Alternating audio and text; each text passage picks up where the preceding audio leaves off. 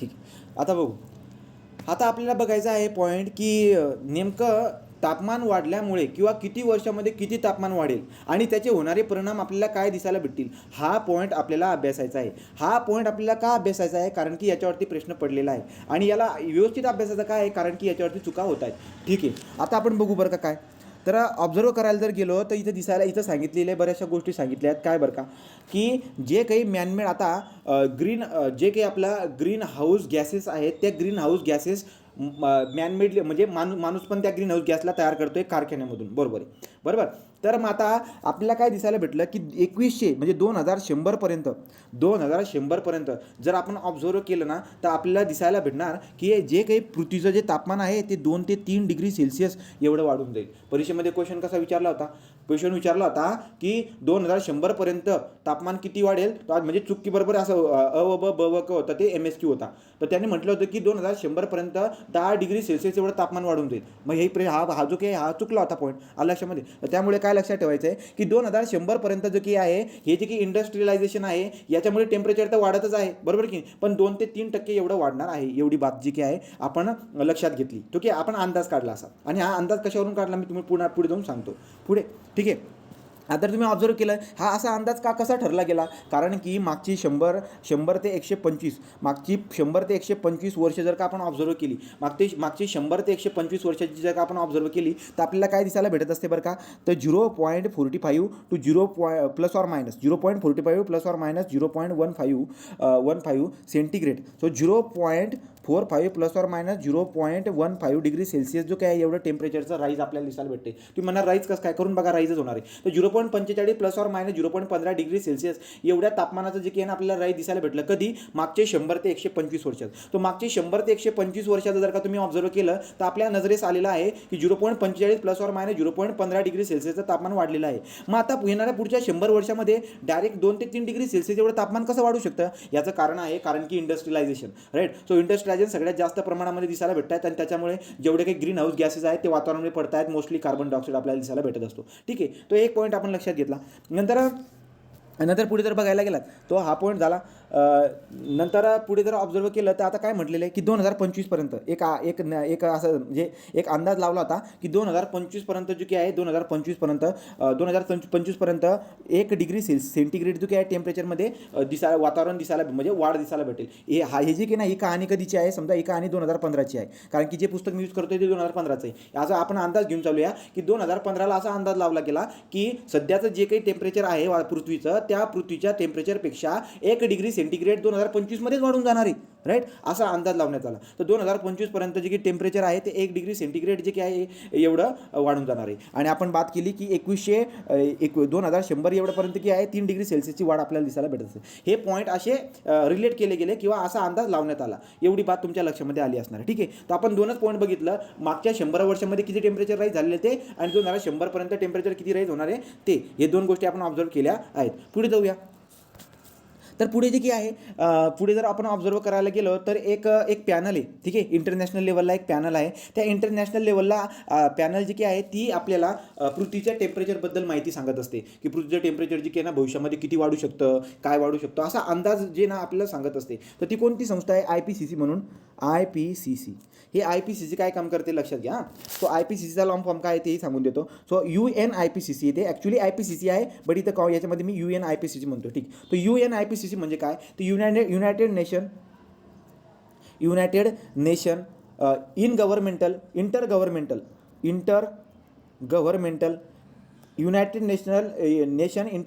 Panel on climate change. So UN intergovernmental panel on climate change जी की आहे, तर ही काहीतरी एक संशोधन करणारी एखादी संस्था वगैरे आहे IPCC. ही काय काम करते बरं का, तर याच्यामध्ये जर बघायला गेलात याच्यामध्ये बऱ्याचशा देशातल्या लोकांनी सहभाग पण घेतला आहे आणि बरेचसे सायंटिस्ट लोक पण या ठिकाणी दिसायला भेटतात. संख्या किती आहे काही जरुरी नाही, कारण की IPCC आपण डिटेलमध्ये अभ्यास करणार आहोत. ठीक. हां. तर सध्यासाठी आपल्याला काय शिकायचं आहे, ग्लोबल वॉर्मिंगचा पॉईंट आपल्याला रिलेट करायचा आहे IPCCबद्दल.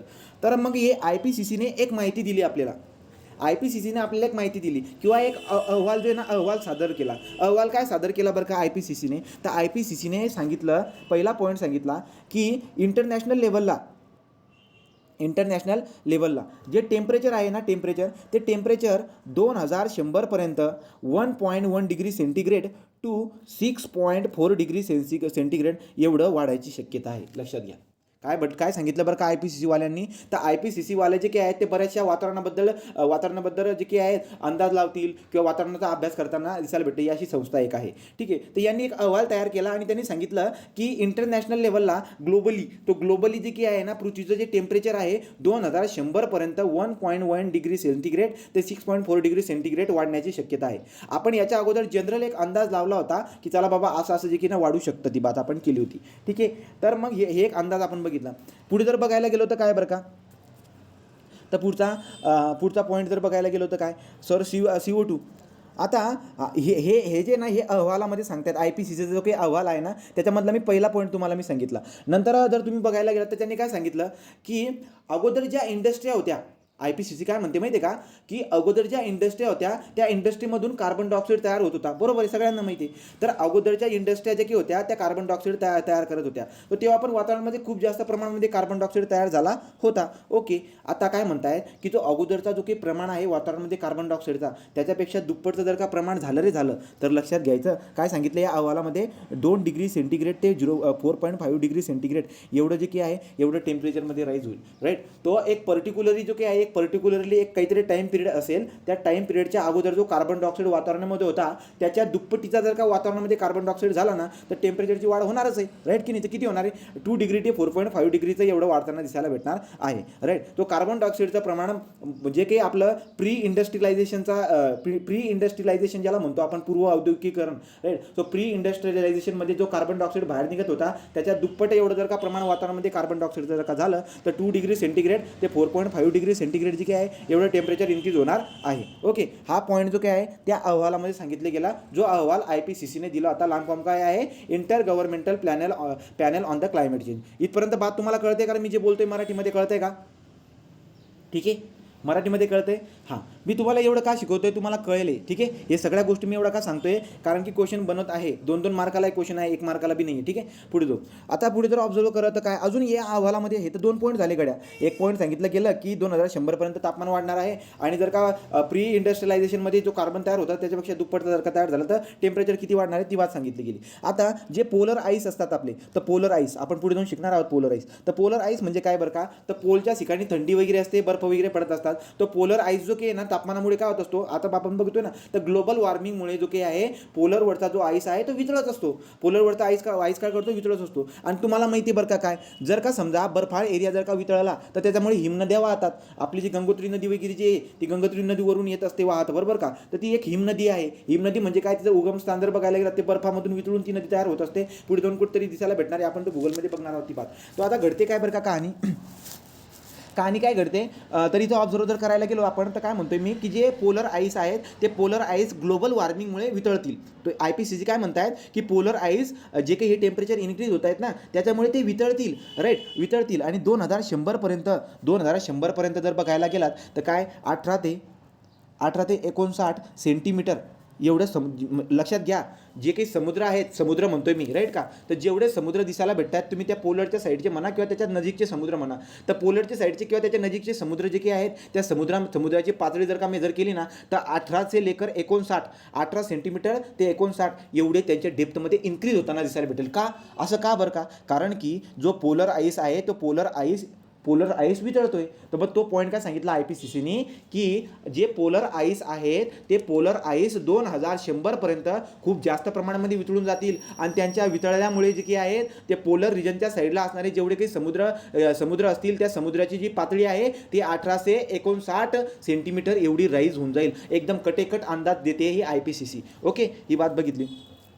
आणि जर बघायला गेलात तर आपण अजून चौथा पॉईंट होता की जेवढे काही माउंटेनमधून निघणाऱ्या जेवढे काही हिमनद्या वगैरे म्हणतो आपण. ठीक आहे. तर हिमनद्या वगैरे जे काही आहेत तर आपल्याला काय दिसायला भेटेल समजा डोंगरावरती खूप जास्त प्रमाणामध्ये बर्फ पडत असतो. राईट. तो बर्फ पडत असतो म्हणजे आपण म्हणू शकतो की बर्फाला कोणतरी झाकलेला आहे. राईट की ना कव्हर केलेला आहे. तर ही जे काही कव्हरिंग केलेली आहे ही कव्हरिंग काय होणार आहे कमी होणार आहे. ऑफकोर्स कमी होणार आहे. तो due to the global warming. ही ग्लोबल वॉर्मिंग झाल्यामुळे काय होत आहे की जे की पर्वतीय हिमनद्या आहेत किंवा जे की आपण कव्हर म्हणूया तो कव्हर पर्वताला बर्फांचा जो की कव्हर केलेला आहे तो आपल्याला काय दिसायला भेटणार आहे, तो आपल्याला कमी होताना दिसायला भेटणार आहे आणि त्याच्या ढगावरती जे हिमनद्या आहेत त्या हिमनद्या जास्त प्रमाणामध्ये वाढताना दिसायला भेटणार आहेत. ठीक, तो अशा पद्धतीचे काही पॉईंट जे काही आहेत हे पॉईंट इथं सांगितलेले आहेत. आणि तो हे 3-4 पॉईंट जे काही आहे तुमच्या माहितीसाठी लक्षात ठेवा, परीक्षेमध्ये आल्यानंतर तुम्हाला काही ना काही हातपर्यंत गोष्टी कळून जातील. IPCCचा लॉंग फॉर्म आणि हे पॉईंट मी सांगितलेले आहेत. IPCCचे बरेचसे जे काही आहेत ना हे भरत असतात, तुम्हाला म्हणजे IPCCचे हे भरत असतात 4-4-5, जसं की खेळ होत असतो ना 4-4-5 वर्ल्ड कपची मॅच होत असते त्याच्या पद्धतीने IPCC जे काही आहेत ना, IPCCमध्ये बरेचसे लोक जमून जे काही आहे ॲक्च्युली जे संशोधनाचं काम चालत असतं या वातावरणाबद्दल, परंतु तिथं मीटिंग वगैरे पण भरत असते IPCCच्या ठिकाणी. ठीक आहे, आता जर पुढे बघायला गेलो तर काय, आता बघायचं सगळ्यात इम्पॉर्टंट पॉईंट तो म्हणजे काय, परिणाम. तो परिणाम बघायचे. आता कोणाचे परिणाम बरं का, आता जी ग्लोबल वॉर्मिंग होत आहे या ग्लोबल वॉर्मिंगचे परिणाम बघायचे आहेत. ग्लोबल वॉर्मिंगचे परिणाम आपल्याला बघायचे आहेत, काय काय होत असतात. आता ही माहिती तुम्हाला मी मराठीमध्ये देईल कारण की माझ्याकडे मराठीमध्ये ही माहिती आहे, पण काही एवढे जास्त परिणाम होणार नाही, तुम्हाला समजणं जरुरी आहे. ठीक, तो आता बघा बरं का, आपल्याला बघायचे ग्लोबल वॉर्मिंगचे इफेक्ट बघायचे, ग्लोबल वॉर्मिंगचे परिणाम आहेत. इंग्रजी मराठी तुम्ही एकत्र करून लिहू शकतात. मग आता पहिला पॉईंट जो काय आहे तो म्हणजे काय बरं का, आपल्या अर्थ सरफेसवरती काय अफेक्ट होत असतो, आपल्या अर्थ सरफेसवरती काय अफेक्ट होत असतो, ज्याला आपण म्हणणार बरं का भूभागावरील परिणाम. ठीक, तो भूभाग जो काही आहे, भूभागवरील परिणाम, अर्थ सरफेसवरती काय परिणाम होईल बरं का. आता कॉमन सेन्स आहे, जर का समजा टेम्परेचर जर का राईज होत असेल due to what increase in the greenhouse gases, तर ग्रीन हाऊस गॅसेसमुळे ग्लोबल वॉर्मिंग आपल्याला दिसायला भेटते, पृथ्वीचं तापमान वाढताना दिसायला भेटते, पृथ्वीचा सरफेस पण जो काही आहे इन्क्रीज होताना दिसायला भेटते. काय परिणाम होईल बरं का रे, तर आपल्याला दिसायला भेटेल की माती जी काही आहे त्या मातीमध्ये काही ना काही हातपर्यंत थोडंफार पाण्याचं प्रमाण असेल गड्या, थोडी ह्युमिडिटी असेल, थोडीफार आर्द्रता असेल, तर मातीमध्ये काही ना काही हातपर्यंत थोडीफार आर्द्रता असेल. आता जास्त तापमानामुळे काय होईल बरं का रे, वेपरायझेशन होईल. तो जास्त तापमानामुळे जी की माती आहे त्या मातीचं वेपरायझेशन, ॲक्च्युली मातीचं का तर नाही, मातीमध्ये असणारं जी की ह्युमिडिटी आहे तिची आपल्याला वेपरायझेशन दिसायला भेटेल. ओके, तो एक पॉईंट झाला. दुसरं जर बघायला गेलं तर पृथ्वीच्या सरफेसवरती काय घडते ते, तर मातीमध्ये असणारं जी की ह्युमिडिटी आहे तिचे वेपरायझेशन होताना दिसायला भेटणार आहे. बरोबर, तो मी जो काही परिणाम सांगतोय कशाबद्दल बरं का, तो भूभागवरील परिणाममधला पहिला पॉईंट मी सांगितला. दुसरा पॉईंट जर बघायला गेलं तर काय बरं का, वनस्पती जे काही आहेत, वनस्पती काम करून घाम बाहेर काढत असतात, वनस्पती काम करून घाम बाहेर काढत असतात, त्याला आपण ट्रान्सपिरेशन म्हणत असतो. तर ट्रान्सपिरेशन काय बरं का, तर आपल्याला दिसायला भेटतात की यार हे ट्रान्सपिरेशनचा ना रेट जास्त वाढून जातो. तो ट्रान्सपिरेशनचा जर का रेट जास्त वाढला तर याचा अर्थ काय बरं का, पाणी कमी पितात आणि जास्त घाम वगैरे बाहेर येताना दिसायला भेटते, त्यामुळे जे काय वनस्पतीवरती परिणाम दिसायला भेटत असतो. ओके, तर आपण म्हणू शकतो बाबा जे की आहे पहिला पॉईंट मी सांगितलं की मातीमधलं जी ह्युमिडिटी आहे त्या ह्युमिडिटीचं काय होत आहे, जास्त तापमानामुळे वेपरायझेशन होत आहे. सेम वनस्पती जी काही आहेत प्लांट्समध्ये पण ट्रान्सपिरेशनचा रेट जो काय आहे तो इन्क्रीज होत आहे, त्यामुळे आपला परिणाम काय दिसायला भेटेल बरं का, परिणाम दिसायला भेटेल की ती माती जी काय ती ड्राय होताना दिसायला भेटेल. So all soil is hot, जी की पृथ्वीवरची जी की माती आहे ती ड्राय होताना दिसायला भेटणार आहे आणि वनस्पती जी काय ती सुकताना पण आपल्याला दिसायला भेटणार आहे. हा एक अफेक्ट होऊन जातो. तुम्ही म्हणणार की ग्रीन हाऊस इफेक्टचा तर याच्यावरती खूप भारी फायदा होत असतो बरं का वनस्पतीवरती, परंतु परिणाम बघायला पाहिजे. काही प्लांट्स जे काही आहेत त्यांचा ट्रान्सपिरेशनचा रेट जर का जास्त वाढला तर प्रॉब्लेम होणार आहे, त्यांना पाणी कमी आहे आणि ट्रान्सपिरेशन जास्त होत आहे, तर या ठिकाणी परिणाम दिसायला भेटायला लागून जात असतात. ठीक आहे, तो हा पॉईंट आपण बघितला. पहिला दुसरा झाला. तिसरा पॉईंट बघूया, तो भूभागवरील परिणाममधला तिसरा पॉईंट मी तुम्हाला सांगत आहे. काय बरं का, तर मला सांगा माती जर का जास्त कोरडी पडली तर काय तयार होईल बरं का रे, काय वाटतं तुम्हाला, माती जर का जास्त कोरडी पडली तर डिझर्ट फॉर्मेशन होताना दिसायला भेटेल की नाही, तर आपण इथे लिहू शकतो डिझर्ट फॉर्मेशन होणार आहे. एकदम बरोबर आहे. पुढचा पॉईंट मी चौथा पॉईंट तुम्हाला सांगतो. काय बरं का, तर जो काही आपला जे काही वॉटर टेबल आहे ते वॉटर टेबल पार आपल्याला डिक्रीज होताना दिसायला भेटणार आहे. राईट का, तो जे काही वॉटर टेबल आहे तो वॉटर टेबल आपल्या पाण्यामध्ये जाताना दिसायला भेटणार आहे. ठीक आहे, वॉटर टेबल जो काही ना डिक्रीज होताना आपल्याला दिसणार आहे. तो काही एरिया आहे त्या काही एरियामधल्या वरच्या सरफेसवरलं खूप पाणी जे काही आहे ना ते पाणी आपल्याला पूर्ण उडताना दिसायला भेटेल, तिथं वाळवंटीकरण दिसायला भेटेल आणि तिथं असणारं वॉटर टेबल जी काही खूप खाली डिक्रीज होताना दिसेल. अशा पद्धतीची बात झाली. पुढचा पॉईंट जर बघायला गेला तर काय बरं का, राईट, तो हे तीन परिणाम सांगितले मी की वातावरणामध्ये काय घडत आहे. ओके, आता कधी कधी काय होतं पृथ्वीच्या सरफेसवरती ही घटना पण घडेल. कशी बरं का, लक्ष द्या. आपण बघत आहोत की समजा एखादा डोंगर आहे ज्या डोंगरावरती बर्फ पडतोय, बर्फ पडतो आहे, त्याच्या आजूबाजूचा जर का तुम्ही हे जर बघितलं ना वातावरण, तर त्याच्या आजूबाजूचा असणारा जे की भूभाग जर का बघितला तिचं काय परिणाम होईल, तर लक्षात घ्या ग्लोबल वॉर्मिंग झाल्यामुळे बर्फ वितळतील आणि बर्फ वितळल्यामुळे त्या ठिकाणी पाणी होताना दिसायला भेटेल. तर त्याच्या नजीकची असणारी जेवढे काही भूभाग किंवा अर्थ सरफेस असेल तो पाण्याखाली जाणार आहे, तो तेवढा भाग जो की तो पाण्याखाली जाणार आहे. हा पॉईंट पण आपल्याला दिसायला भेटत असतो. तर तुमचं डोकं लावून तुम्हाला उत्तर द्यायचं आहे, ज्याला कन्सेप्ट कळाली असणार तो आपल्याला दिसायला भेटेल. सो आपण काय म्हणू शकतो बरं का, की समजा मोठे मोठे समुद्र आहेत, आता मोठे मोठ्या समुद्रामध्ये बी काय दिसायला भेटत असतं, लेवल वाढून जाते. लेवल का वाढत असते? कारण की मोठ्या मोठे जे काही बर्फ जर का वितळले तर बर्फ वितळल्यामुळे पाणी सगळं वाहून जे समुद्रामध्ये जाणार आहे आणि समुद्रामध्ये गेल्यानंतर समुद्राची लेवल वाढून जाणार आहे. समुद्राच्या किनाऱ्यावरती असणारे जेवढे काही असतील ते सगळे किनारा जो काही येतो सगळा किनारा समुद्राच्या किनाऱ्यावरती असणारे जेवढे काही भाग असतील ते सगळे पाण्याखाली जात असतात. आलं का बात लक्षामध्ये? तर मोठे मोठे डोंगर वितळून जे काही आहे समुद्राची लेवल वाढत असते आणि समुद्राच्या लेवल वाढल्यामुळे किनाऱ्याचा जो काही एरिया आहे तो सगळा पाण्याच्या खाली जात असतो. हा पण एक पॉईंट आहे आपल्याला, राईट का? हा पण पॉईंट आपल्या लक्षात घ्यावा लागत असतो. तर तुम्हाला कळाले का एवढे पॉईंट? राईट, हे भूभागावरती अर्थ सरफेसवरती होणारे परिणाम मी तुम्हाला सांगितले. हे पॉईंट क्लिअर झाले का? राईट. पुढे जर बघायला गेलं तर काय बरं का, तर आता पुढचा पॉईंट आपल्याला बघायचा आहे. हां, तर पुढचा पॉईंट आपण बघूया. पुढचा पॉईंट आहे 2 नंबर, ॲटमॉस्फेरिक अफेक्ट. आता ॲटमॉस्फेरिक अफेक्ट म्हटलं ॲक्च्युली याला भूभागमध्ये बी टाकलं असतं ना तरी चाललं असतं, पण ठीक आहे बघू. ॲटमॉस्फेरिक अफेक्ट किंवा वातावरणामध्ये होणारे परिणाम. ठीक आहे, तर वातावरणामध्ये काय परिणाम होईल बा आपण ते बघूया. ठीक आहे, तर आता आपल्या काय दिसायला भेटेल बरं, मला एक बात सांगा. समजा ग्लोबल वॉर्मिंग होते, तर ग्लोबल वॉर्मिंग झाल्यामुळे टेम्परेचर राईज होते पृथ्वीचं. टेम्परेचर वाढल्यामुळे काय होतील बरं का, जेवढे काही पाण्याचे सरोवर असतील त्या पाण्याच्या सरोवरची पाण्याची वाफ वगैरे होईल तिथून समजा, आणि ढगं जे काही आहेत ढगं जास्त बनतील, बरोबर का? तर आपण म्हणू शकतो बरं का काय, की ढगं वगैरे जे आहेत ना, ढगं जास्त तयार होताना आपल्याला दिसायला भेटतील. कशामुळे? तो तापमान वाढल्यामुळे पाण्याचं बाष्पीभवन झाल्यामुळे जे काही ना ढगं जे काही ना खूप जास्त तुमच्या डोक्यावरती ढगं वगैरे दिसायला भेटतील. त्याच्यामुळे काय होणार आहे, त्याच्यामुळे जर बघायला गेला तर जे काही आपलं पाणी जे की ना पाणी कधी बी पाणी पडून जातं, राईट की नाही? तो कधी बी पाणी पडताना दिसायला भेटतं. आता उन्हाळ्यामध्ये तुम्हाला आठवत असेल आपण एक पॉईंट बघितलं होतं हायड्रोलॉजीमध्ये, काय बरं का, की उन्हाळ्यामध्ये टेम्परेचर जास्त असल्या कारणाने जे ना हलकी हवा वरती जाते पारवरती आणि तिथे ढगं फॉर्मेशन होतात आणि ते ढगांपासून जे ना पाणी पडायला लागून जातं. मग आपण बोलू शकतो की यार की ग्लोबल वॉर्मिंगमुळे जे ना पाऊस कधी बी पडतोय, म्हणजे अंदाज नाही पाऊस कधी पण पडतोय. तो वातावरणामध्ये असा बदल दिसायला भेटत असतो, बरोबर. तो काही भागांमध्ये दुष्काळ असेल, बरोबर की नाही? ग्लोबल वॉर्मिंगमुळे काही भागांमध्ये दुष्काळ असेल तर काही भागांमुळे काय असणार आहे, काही भागांमध्ये पूर दिसायला भेटणार आहे. बघा, हा पॉईंट पण लक्षात घ्या. हे ग्लोबल वॉर्मिंगचे परिणाम आहेत. तो ग्लोबल वॉर्मिंग जे काही आहेत ना, ग्लोबल वॉर्मिंगमुळे ज्या ठिकाणी पाणी नाही बिचारा तर ज्या ठिकाणी पाणी नाही त्या ठिकाणी दुष्काळ दिसायला भेटेल, आणि ज्या ठिकाणी बर्फ वगैरे त्या ठिकाणी पूर दिसायला भेटेल. असे परिणाम होत आहेत. तो देअरफॉर आपण काय म्हणत असतो की काही भाग जे काही आहे ते दुष्काळामध्ये जातील, राईट. तो काही भाग जे काही आहे ते पूरमध्ये जातील, राईट का? तो पुराची जी काही हे आहे फ्रिक्वेन्सी, ती फ्रिक्वेन्सी आपल्याला अशी चेंज होताना दिसायला भेटते. कधी पूर येऊन जाईल त्याचा भरोसा नाही, राईट की नाही? तर या सगळ्या गोष्टी ग्लोबल वॉर्मिंगचे परिणाम आहेत. जसे क्वेश्चन येतील तर त्याच्यावरून तुम्हाला अंदाज येईल, राईट का? तो ग्लोबल वॉर्मिंगचे परिणाम काय काय आहेत बरं का, खूप जास्त जे काही आहे पाण्याचे जेवढे काही सरोवर आहेत त्यांची वाफ वगैरे होत असते. वाफ झाल्यामुळे त्याचे ढगं बनत असतात. ढगं बनल्यामुळे कधी पण पाऊस पडून जात असतो, राईट का? जे काही भाग अगोदरच पाण्याच्या याच्यामध्ये असतील त्या ठिकाणी त्यांना दुष्काळाला फेस करावं लागतं, आणि जे डोंगराच्या भागामध्ये असतील बर्फाळ एरियामध्ये त्यांना पुराला फेस करावं लागतं. पूर कधीही येऊन जात असतो, राईट का? तर पूर कधीही येणार आहे ही बात पण आपण याच्यामध्ये बघत असतो, राईट. नंतर पुढे काय बरं का, जे काही आपले ट्रॉपिकल सायक्लॉन आहेत, ट्रॉपिकल सायक्लॉन जे काही आहेत ना, ट्रॉपिकल सायक्लॉनच्या संख्येमध्ये वाढ होताना दिसायला भेटत असते, राईट का? तर ट्रॉपिकल सायक्लॉन जे काही ना जास्त यायला लागून जातात.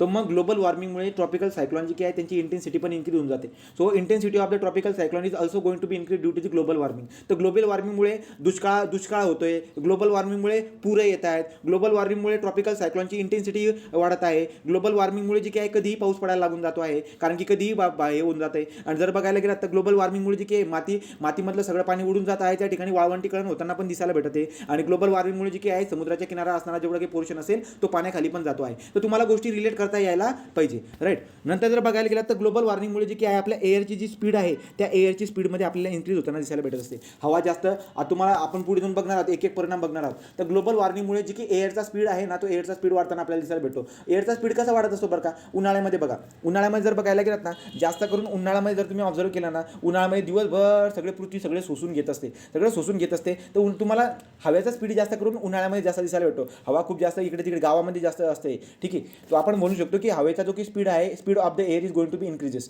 तो स्पीड जो काय आहे तो इन्क्रीज होताना दिसायला भेटत असतो. पुढचं काय बरं का, तर ट्रॉपिकल सायक्लॉनची जी काय इंटेन्सिटी ती इन्क्रीज होत असते. एल निनो बघा आता, EL निनो,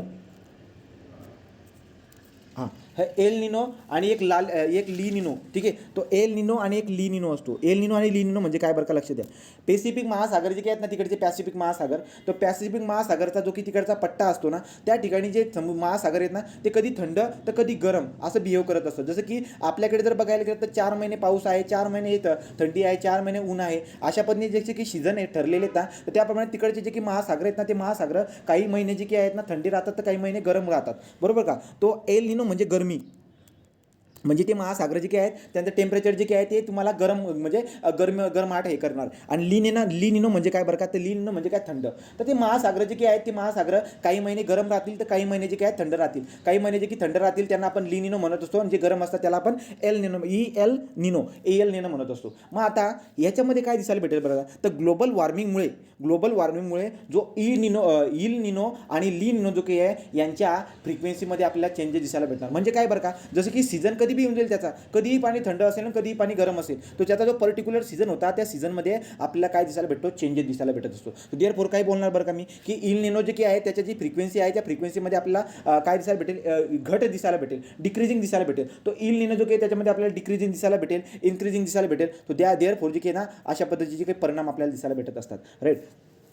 तो पॉईंट जो काय आहे, हा पॉईंट कसं म्हणतात ते लक्षात घ्या. ते काय म्हणतात की इल निनो जो काय आहे त्या इल निनोमध्ये जी की फ्रिक्वेन्सी आहे त्या फ्रिक्वेन्सीमध्ये काय होत असते, म्हणजे डिक्रीज होत असते. तर डिक्रीज होत असते म्हणजे काय परिणाम आहे ते अल्टिमेट परिणाम. तो ग्लोबल वॉर्मिंगमुळे इल निनो पॅसिफिक महासागराचे जे काही पाणी वगैरे थंड किंवा गरम असण्याचा जो काही असतो त्याला म्हणत असतो आपण. तो इल निनोचा जे काही परिणाम आहे त्याच्यामध्ये फ्रिक्वेन्सी जी आहे त्याच्यामध्ये घट होताना दिसायला भेटत असते, आणि त्याचा परिणाम जो काही आहे तो मान्सूनवरती होत असतो. लक्षामध्ये. तर पॅसिफिक महासागरामध्ये जे काही आहे कधी पाणी थंड तर कधी गरम असतं, परंतु एक पर्टिक्युलर सीझनमध्ये असतं. परंतु ग्लोबल वॉर्मिंग जर का झाली तर त्याच्यामुळे इल निनोचा जो की टायमिंग आहे तो कमी होऊन जात असतो, आणि त्याचा परिणाम जो काही आहे तो मान्सूनवरती होत असतो.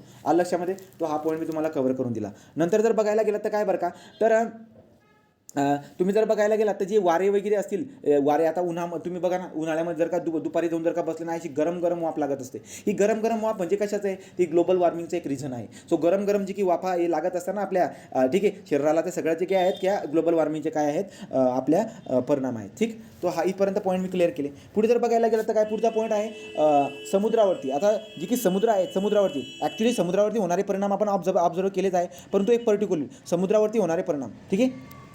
तो समुद्रावरती काय परिणाम होतील बरं का, बघा. तो आपल्याला माहिती आहे जी की पृथ्वी आहे त्या पृथ्वीच्यावरती बऱ्याच ठिकाणी जी की ना बर्फ जो की ना बर्फ अशा पद्धतीने तुम्हाला, जसं की आपला हिमाचल प्रदेशकडचा पोर्शन जो काय आहे बराचसा बर्फ वगैरे त्या ठिकाणी पडत असतो. बरं ठीक आहे. मग तिथे पडणारा बर्फांचा समुद्रावरती काय परिणाम होणार आहे, ऑफकोर्स होणार आहे समुद्रावरती परिणाम. बघा, तर पृथ्वीवरती जेवढे काही आईस कवरिंग आहेत, जेवढे काही आईस कवरिंगचा पोर्शन आहे त्या ठिकाणी आपल्याला काय दिसायला भेटतं, जास्त करून जर बघायला गेलं ना पोलरचा रिजन. ठीक आहे. तर पोलरच्या रिजनवरती बर्फ खूप जास्त दिसायला भेटतो. बर्फ सगळ्यात जास्त प्रमाणामध्ये पोलरच्या रिजनवरती पडताना दिसायला भेटत असतो. तर मग आता काय बरं का पोलरच्या रिजनवरती, तर आपल्याला दिसायला भेटत असतं की जर का समजा टेम्परेचर जर का राईज झालं तर त्या ठिकाणी ते पाणी वितळणार, आणि वितळल्यामुळे जी काही समुद्र पातळी जी काही ते इन्क्रीज होताना दिसायला भेटत असते. जवळजवळ 10 ते 20 सेंटीमीटरची वाढ आपल्याला होताना दिसायला भेटत असते. एक पॉईंट आहे पर्टिक्युलरली तो ज्याच्यावरती मी भर देतो, लक्षात घ्या. जो काही आपला पोलरच्या साईडला असणारा जो काही बर्फ वगैरे पडत आहे तो वितळल्यामुळे म्हणजे काय बरं का, 1 डिग्री सेल्सिअस एवढं जर का त्याच्यामध्ये इन्क्रीज झालं. पॉईंट क्लिअर करून घ्या.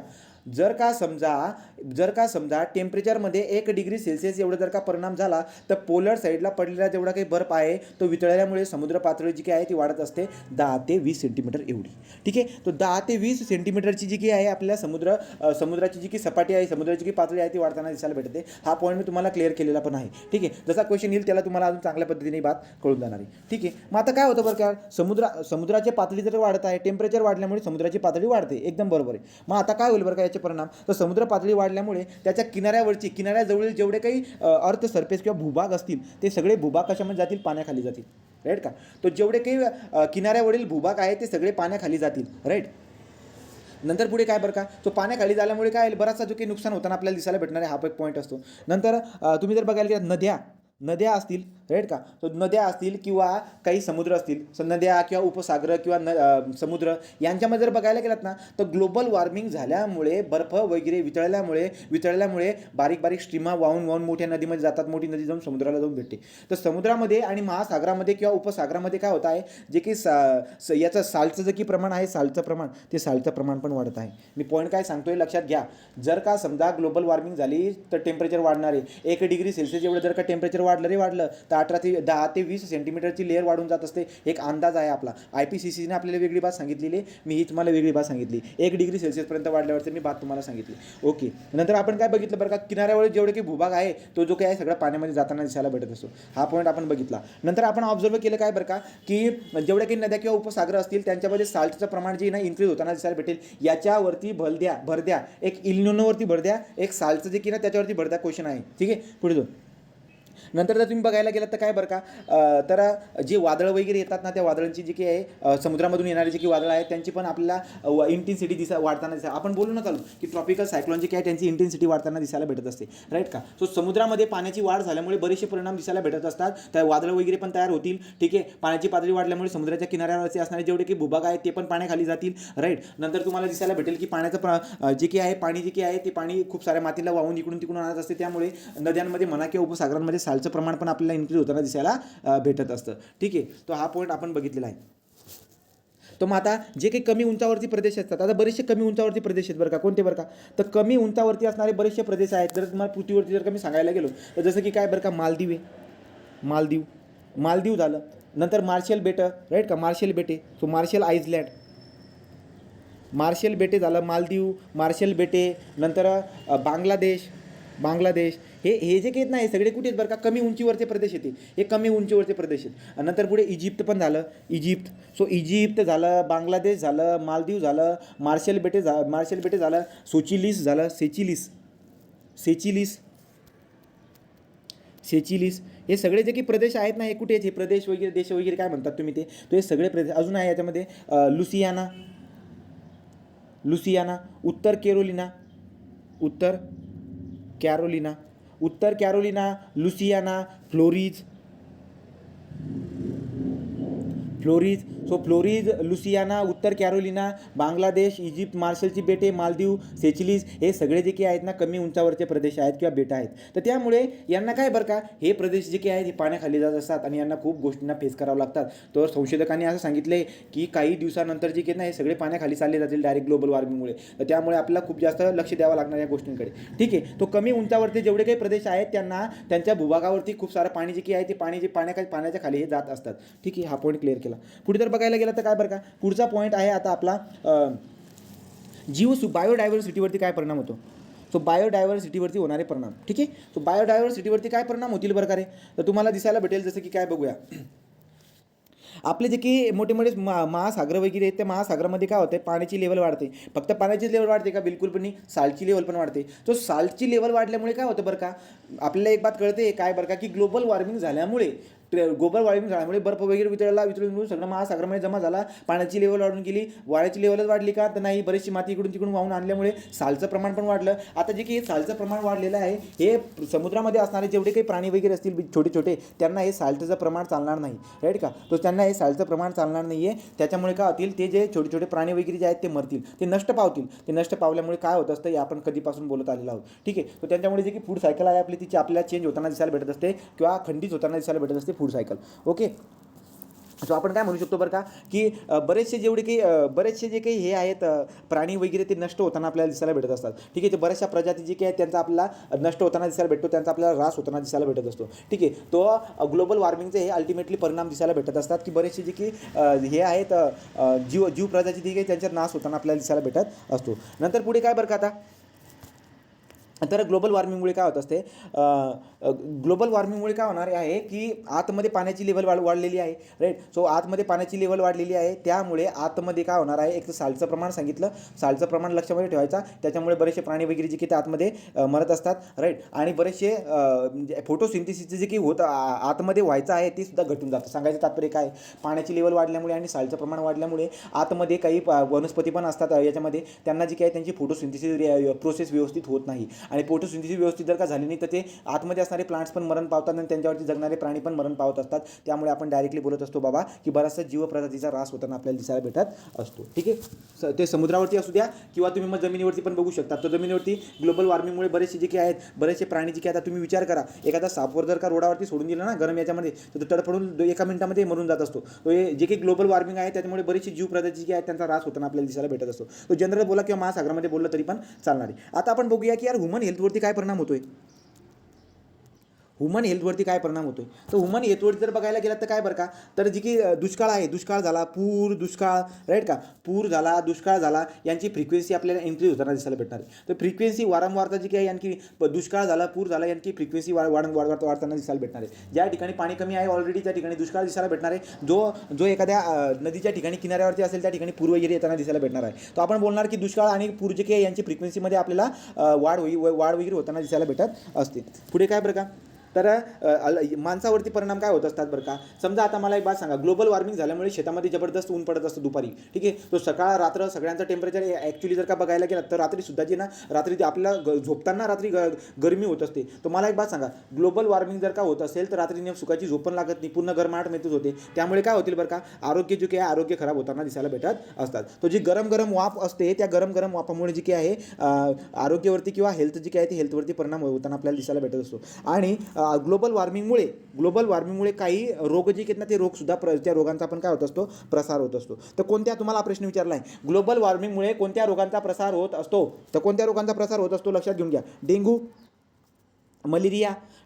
मलेरिया आणि हत्ती रोग जे काही आहेत, तो डेंग्यू, मलेरिया आणि हत्ती रोग यांच्यासारखे जे काही रोग आहेत यांचा पण प्रसार होताना दिसायला भेटत असतो, राईट का. नंतर जे काही गरम वाफा आहेत त्या गरम वाफांमुळे रात्री किंवा दिवसा शरीराला लागणाऱ्या गरम वाफामुळे जी काही हेल्थ खराब पण होऊन जात असते. आणि जी काही दुष्काळ आणि पूर जे काही आहेत, दुष्काळ पूरची फ्रिक्वेन्सी जर बघायला गेला तर ती फ्रिक्वेन्सीमध्ये खूप जास्त आपल्याला फरक दिसायला भेटत असतो. नंतर तुम्ही समुद्राबद्दलची बात केली आणि बरेचसे पॉईंट आपण लक्षामध्ये घेतले, ठीक आहे का रे. इथपर्यंत गोष्टी कळाल्यात का, काही आजपर्यंत हे प्रश्न आल्यावरती सुटायला पाहिजे, कळालं. ठीक. तो आता आपण जे काही आहे आता पुढचा जो काही आहे ना भारतीय तापमानामध्ये होणाऱ्या जे काही वाढ आहे ना त्याच्याबद्दल पण पॉईंट आहे. पण तो पॉईंट जो काही ना आपण MCQ आल्यानंतर आपण तो डिस्कस करू असं माझं मत आहे. तुम्हाला जास्त बोर व्हायला नको, त्यामुळे तो पॉईंट आहे तो आपण MCQ आल्यानंतर बघूया, ठीक आहे. तर इथपर्यंत जर का क्लिअर झालं असेल तर आता एक काम करू, आपण पुढे जाऊ.